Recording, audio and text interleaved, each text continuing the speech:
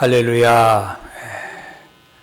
한 해의 반을 보내고 남은 반년을 시작하는 이 기로에 우리는 오늘 맥주 감사 주일로 지키고 있습니다.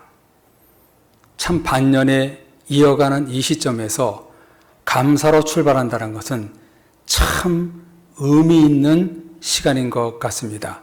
우리 한번 맥주 감사 주일을 맞이하여 우리 한번 다 같이 고백해 볼까요? 하나님 감사합니다. 다시 한번 진정으로 감사합니다. 아멘. 방금 보셨던 영상처럼 우리의 일상은 감사함이 넘칩니다. 감사할 일이 없다고 말하는 성도들은 하나님 앞에 교만한 것입니다. 코로나로 인해 일상이 많이 힘들었지만 그 속에서 우리는 감사할 것을 찾아야 합니다. 감사가 내 눈에 보이는 것만큼 나의 성숙도를 알 수 있는 것입니다. 아무것도 아닌 것을 보고 사소한 것을 보고 감사하는 성도들을 보면 그렇게 아름답게 보입니다. 사랑의 성도님들, 오늘도 예배에 나오셨는데 교회를 보면 감사하십니까? 성도님들을 보면 감사가 나오나요? 하나님을 보면 진정으로 감사하십니까? 교회와 관계가 좋지 않으면 감사가 나오지 않습니다. 성도들끼리 관계가 깨지면 감사가 나오지 않습니다. 하나님과 나와의 관계가 무너지면 감사할 수 없습니다. 그러므로 감사는 관계에서 나오는 것입니다. 성경에는 하나님을 만나 감사를 회복하는 사람들의 이야기로 가득한데요. 그 중에 적지 않게 하나님과 관계가 깨진 사람들 이야기도 나옵니다. 그중 대표적인 사람들이 누구인가? 오늘 본문에 나오고 있습니다. 오늘 본문은요, 마태복음인데요. 마태복음의 특징 중 하나는 예수님이 5장에서 8복을 말씀하시고 23장에서는 7화를 말씀하신다는 거예요. 8복과 7화가 그 마태복음의 큰 특징입니다. 오늘 말씀은 예수님이 말씀하신 7개의 화 중에 다섯 번째 화에 대한 내용입니다. 누구에게 예수님이 말씀하고 있나요? 하나님과의 관계가 깨져버린 서기관들과 바리새인들에게 말씀하고 있습니다. 아주 작정이라도 하듯 예수님이 거세게 질타하고 몰아붙이고 있습니다. 성도님들, 서기관과 바리새인들이 누구였을까요? 당시 이들은 어떤 사람들이었을까요? 서기관은 구약의 율법을 연구하고 교육하는 일에 전담했던 사람들입니다. 바리새인들은 독보적으로 율법 준수에 철저했던 사람들입니다. 그러니까 성경에 능통하고 해박했던 사람들이었습니다.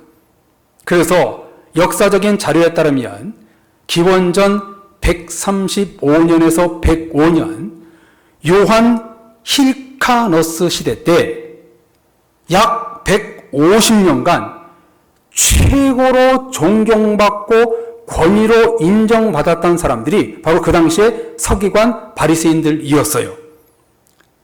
이것이 그대로 신약시대로 넘어갔으면 좋았겠지만 순수한 신앙을 지켰으면 좋았을 텐데 위선과 형식주의 신앙으로 변질되어 교회, 하나님의 말씀을 오염시키고 황폐하게 만든 주범들이 바로 이들이었습니다.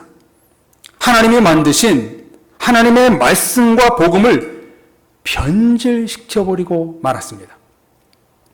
서기관들과 바리새인들의 잘못은 말만 하고 스스로 실천하지 않았다는 점, 사람들에게 보이기 위한 신앙이 되었다는 것, 교만하여 무사람들로부터 높임을 받기를 좋아했다는 겁니다.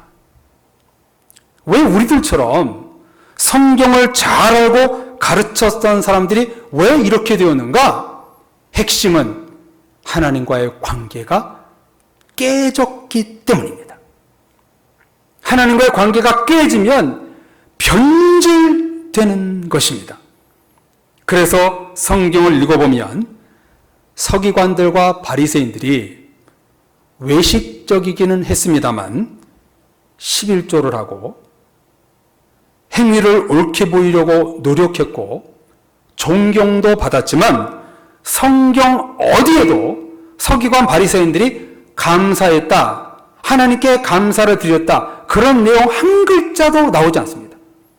서기관과 바리새인들의 기사를 보면은 그들은 감사했단 말이 한마디도 나오지 않습니다. 뭐가 문제였나요? 이들의 문제가 뭐였습니까? 하나님과의 관계가 깨지니까 감사를 잃어버린 것입니다.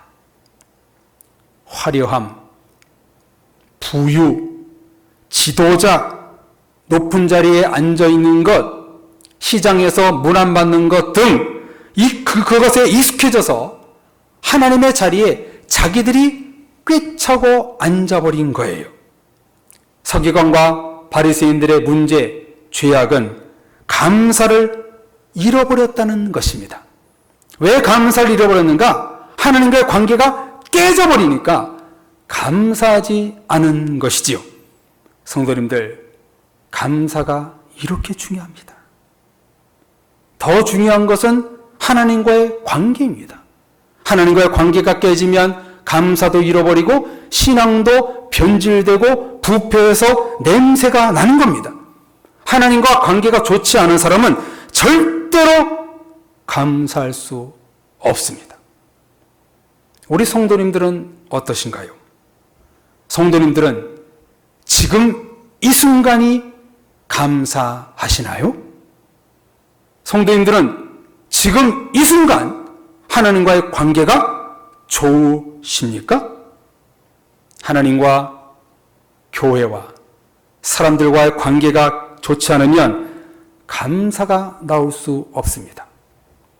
부부끼리 사이가 좋지 않고 며느리와 시어머니의 관계가 좋지 않고 목회자와 성도들 사이가 좋지 않으면 감사가 나오지 않습니다. 하나님도 마찬가지입니다. 우리 입에서 하나님 감사합니다, 하나님 감사합니다 나오지 않는다는 것은 지금 우리가 하나님과 관계에 지금 문제가 생겼다는 겁니다. 오늘 본문에 나오는 서기관과 바리새인들은요, 처음부터 하나님의 관계가 나쁘지 않았을 거란 말이에요. 구약 성경을 읽고 묵상하고 가르치고 연구하면서 나름 은혜도 받았을 거예요. 그런데 왜 이들이 감사를 잃어버렸는가? 오늘 성경은 말씀하시기를 겉은 깨끗하지만 그 안에는 탐욕과 방탕이 가득하도다. 예수님이 진단하셨기 때문에 100% 정확한 진단이에요.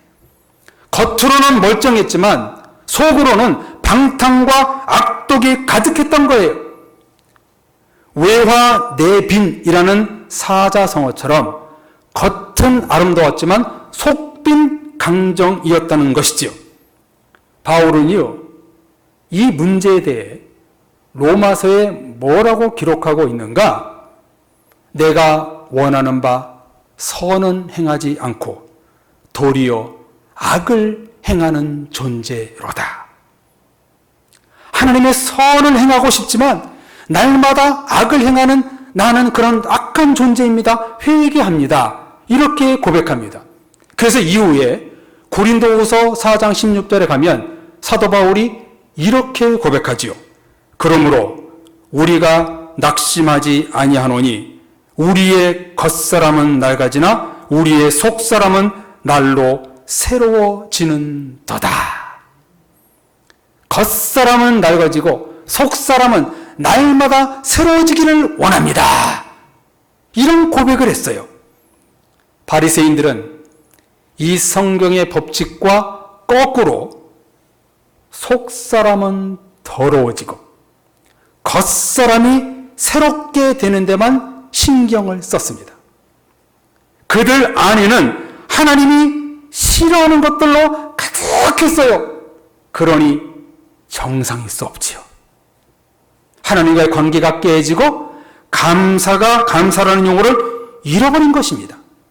하나님과의 관계가 깨지고 엉망이 되면 모든 것을 잃어버리는 거예요.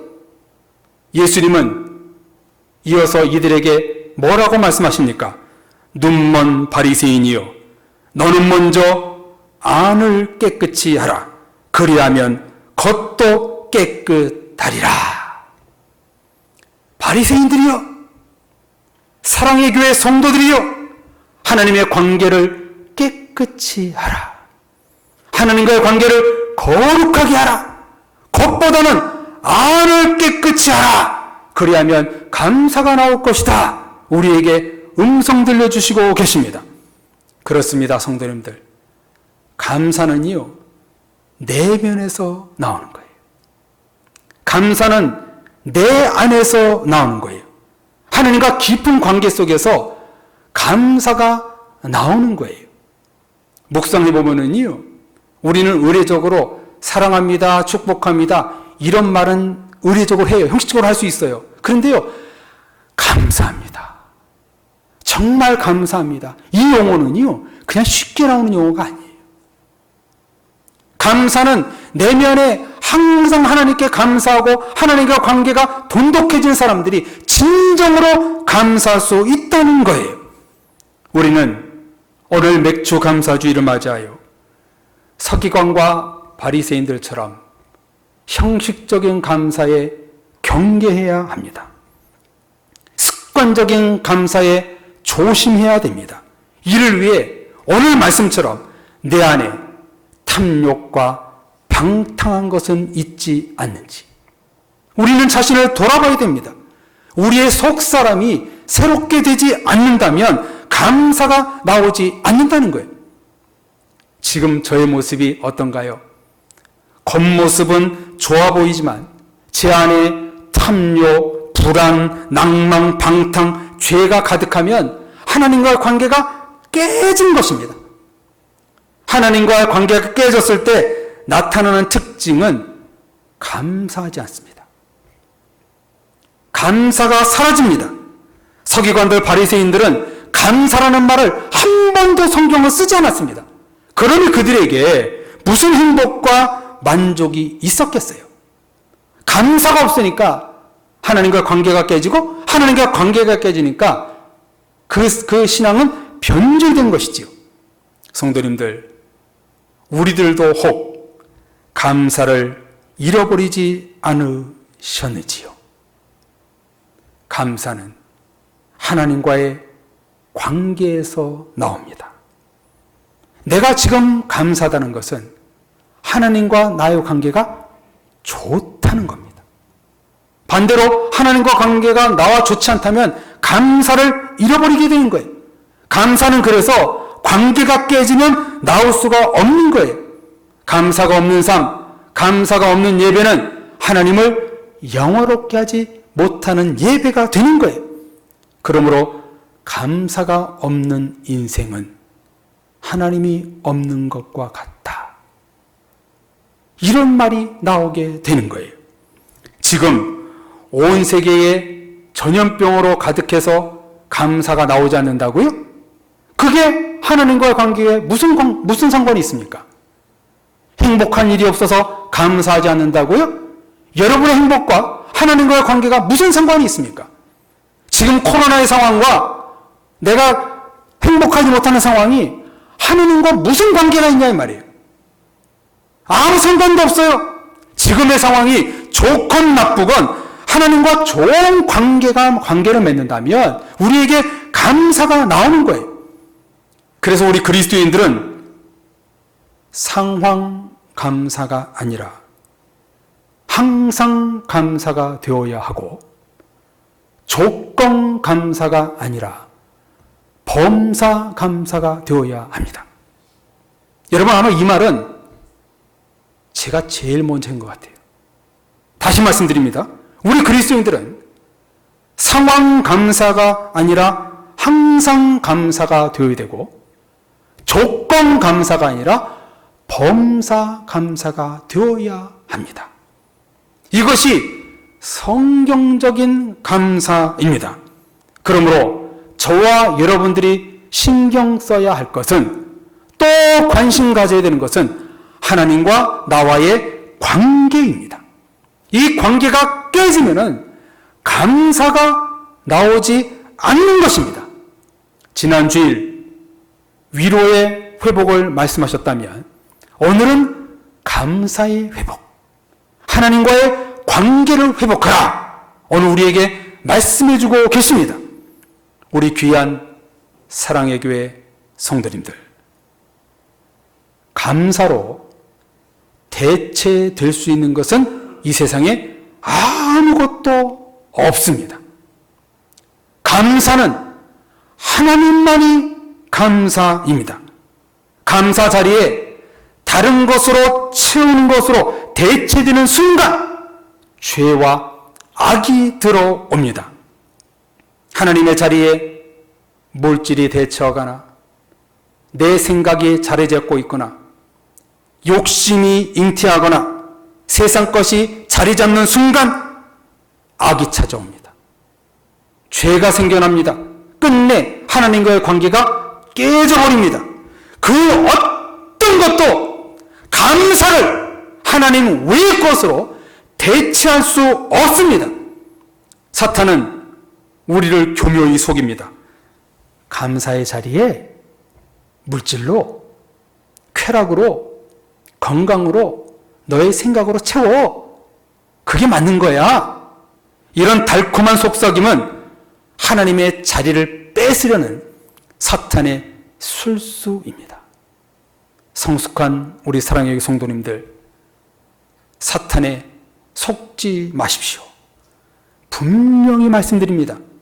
감사로 대체될 수 있는 것은 하나님밖에 없습니다. 서기관과 바리새인들처럼 하나님 외의 것으로 채우려는 것이 탐욕이요 방탕입니다. 마음에 방탕과 탐욕으로 채워지는 순간 하나님의 관계가 깨지고 감사가 사라지는 것입니다. 사랑의 가족 여러분, 오늘 하나님 앞에 진정한 감사의 고백이 되는 여러분들 되기를 원하십니까? 그렇다면 하나님과 좋은 관계가 되고 싶습니다. 이런 고백부터 하십시오. 하나님과 좋은 관계가 되지 않는다면 절대로 진정한 감사, 내 마음속에 우러나오는 감사가 될 수 없는 겁니다. 하나님과의 깊은 그 관계가 신앙생활의 1순위요. 믿음이란 하나님의 관계를 돈독히 하는 겁니다. 첫 번째로 하나님과의 관계를 올바로 하고, 두 번째, 내 안에 감사로 대체하고 있는 이 영혼의 찌꺼기들을 여러분 과감히 버리십시오. 그때서야 우리는 진정한 감사가 나올 수 있는 것입니다. 세상에서 가장 강한 사람을 자기와 싸움에서 이긴 사람이라고 흔히 말하지요. 그러면은 세상에서 가장 행복한 사람은 누구인가? 지금 내 모습 이대로 감사하는 사람이 행복한 사람입니다. 지금 내 모습 이대로 내가 갖고 있는 이 모양에 감사하는 사람, 그 사람이 세상에서 제일 행복한 사람입니다. 철학자 아리스토텔레스는 행복은 감사하는 사람의 것이다. 인도의 시성 타고르는 감사의 분량이 곧 행복의 분량이다. 빌헤름 웰러라는 사람은 행복한 사람은 많은 소유에서 나오는 것이 아니라 많은 감사에서 나오는 것이다. 이렇게 말했습니다. 그리고 오늘 성경에서는 진정한 감사는 하나님과의 관계에서 나온다. 우리에게 말씀해 주십니다. 사랑의 성도님들, 감사는요, 신앙생활에 절대적이에요. 신앙생활에 감사가 없으면 헛된 믿음입니다. 왜 그런가요? 감사는 하나님과의 관계의 척도가 되기 때문입니다. 디모데후서 3장 2절에 보면은요, 말세 때 일어나는 징조 중에 하나가 뭐냐면 사람들이 감사하지 않는다. 이렇게 기록하고 있습니다. 말세 때가 될수록 주님이 재림에 임박할수록 세상 사람들은요, 하나님과의 관계가 깨지고 하나님께 감사하지도 않습니다. 감사가 사라지고 있는 이 세상, 하나님과의 관계가 깨지고 있는 이 세상, 분명 이 세상은 죄악의 세상입니다. 이런 세상 속에서 살아가는 우리 모두는 어떤 그리스도인의 삶을 살아가야 되는가? 하나님과의 관계 회복, 하나님과의 감사 회복에 우리는 열정의 믿음을 갖고 우리는 신앙생활을 해야 되는 것입니다. 1860년 9월에 미국 미시간 호수에서 유람선 한 척이 암초에 부딪혀 침몰하는 대형 사고가 발생했습니다. 이 사고로 인해서 많은 사람들이 호수에 빠져 죽어가고 있었습니다.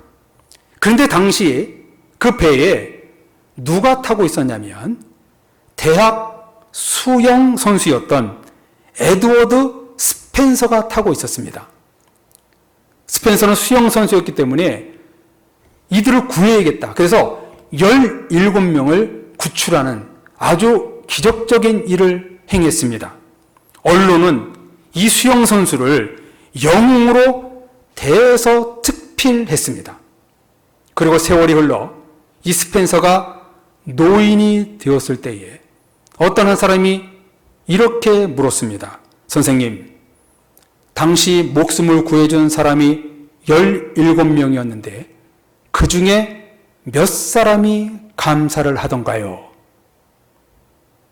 노인이 된 스펜서는 딱 한 사람이요. 한 소녀밖에 없었습니다. 그 소녀는 오늘까지, 지금까지 크리스마스가 되면 카드와 선물을 보내주고 있어요. 흐흐흐.